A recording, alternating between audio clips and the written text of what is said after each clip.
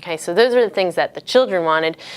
There are some positive sides of parent involvement. So one of the biggest things is parents can be very encouraging of their youth, and that's something that youth value if it's encouragement. If it's criticism, we've found that youth are not as excited for that. They're excited for the encouragement from their parents. Constructive criticism is something that parents can offer when a child gets to a certain age, and depending on the child. I have a 6-year-old who's extremely sensitive, so my biggest role when he participates in sport is to be the encourager. So if I tried to give him feedback on his skill, he's going to shut down and get frustrated with me, and it's not worth the opportunity for sport is to bring us together, not to bring us apart. So I just focus on what he did good and encourage him, and I leave the constructive criticism for the coaches to handle, and he responds much better to them than he does for me. But there are youth that have this great relationship and that are a little bit less sensitive and will take that constructive criticism from their parents well. Parents as a role model is another positive side of youth sport, and that's something that we can do. Again, modeling, for me, my sport was field hockey, and there aren't a lot of opportunities for me to participate in field hockey at this age, but what I can do is get up in the morning and run, and so that when my kids wake up, they see me getting back from a run, or we can do yoga together, or we'll do push-ups together. But trying to model behavior, physical activity for youth is important. There's also this dark side of parental involvement, which are some of the things that we mentioned earlier. So process of identification. That's where the parent's own identification is played out through their child in sport, okay? Instead of letting their child have their own identity in sport. And it's also, those two things go together, dreams of glory. So the parent that maybe didn't make it to that highest level is living their life through their child who's, on the traveling baseball team or whatever. And that's a dark side, okay? Because the parents are trying to live out their dreams through the child instead of just letting the child participate at the level they want for as long as they want and not forcing them to continue participating. There's a video that I like because it shows this woman waking up her daughter at 4 in the morning, and the kid is probably 10 years old, and she has to run alongside the car, and this was real, and then they get to the ice skating rink, and then she practices her ice skating, and then the girl gets changed in the car, and she goes to school for the day, then she picks her up, they go back to the ice skating rink, but it's all about that mother who didn't make it in her sport, which was ice skating, so she really wants her daughter to succeed, and that's putting way too much pressure on a 10-year-old to succeed. And it wasn't the child. When the child was interviewed, she said, "I'd rather be hanging out with my friends." So it was more the parent that wanted to be involved. And this is also in line with young athletes being seen as investments. So a parent might see their child as, "Hey, this might be a way for them to get to college," or "My child's really good at this. Perhaps they'll be one of the 1% that will make it into the NFL." But seeing your child as an investment is obviously very risky. Competition between parents is another thing that we see creep its head on the dark side of parent involvement in sport.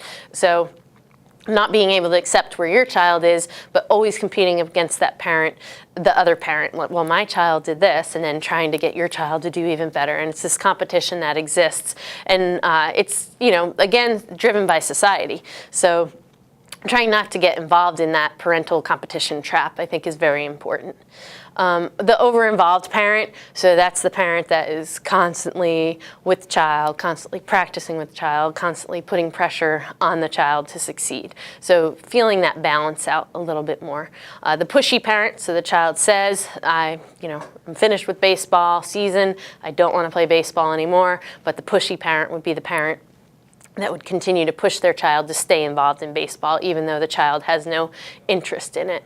And then the abusive parent, so the parent that's standing on the sideline, screaming at their child, telling them, threatening to take things away, whether it's food or resources or whatever, if the child isn't performing well on the field. But that's comes down right to child abuse, so the abusive parent. So there's some different things that we can do to get out of the parent trap. And the first thing is to talk to your child. So try to be in tune with your child. For example, my son, as I said, is 6. The other 2 are 2, so I'm not sure where they're going with their athletic abilities. But the 6-year-old he enjoys participating in sport. He's not the star. And talking to him and seeing what he enjoys about it is what helps bring us together, and it helps keep me in check. Would I like him to be the star? Who wouldn't want their kid to be the star? But that's not where he is right now, and respecting that and talking to him, and I think it's important that he's involved in sports, but letting him navigate his way. He tried soccer and he didn't enjoy it, so I'm not going to continue to make him play soccer. He's doing taekwondo now and enjoys it very much, and I'm happy, I'm content with that. But not having these unrealistic expectations for your child is important, and talking with them to see, are they having fun? Is it a positive experience? Did they get activity time? Cheering for other children is another thing we can do. So instead of being competitive with other parents, cheering for the successes of other children is quite important, because our whole lives we're going to have to cheer for somebody else. It's not all about us. It's about elevating people around us to be successful. So cheering for other children. Taking the time to compliment the officials. You can pay me all the money in the world to officiate. I think they take a tremendous amount of abuse. And so instead of remembering the 3 bad calls that they made, remembering that particularly in youth sport, a lot of the people that are officiating are just older children. So they might be high school age that are doing the younger games. And just thanking them for their time and telling them they did a good job if they did a good job. But taking time to compliment them instead of tear them apart. Talking to the parents of other teams. So when we show up to a game, we don't have to just live in our own world of I'm going to go to this bench and I'm not going to, or this side of the bleachers, and I'm not going to talk to anyone. It's okay to mix and mingle with the parents from the other team and the parents from our own teams.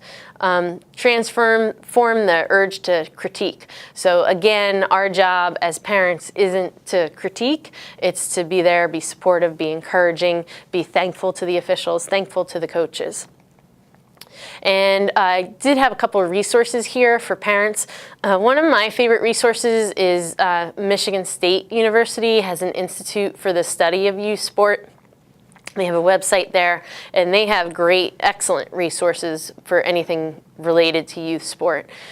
Changing the Game Project, The Ride Home, that's another helpful resource. 13 Steps to Being a Winning Parent is another one to take a look at. And then there's a book that's titled How to Win in Sports Parenting. So maximizing the sports experience for you and your child. And that's very helpful in navigating the parental role with regard to youth sport. Thank you very much. And if you ever have any questions, please feel free to email me at kabush@ncsu.edu.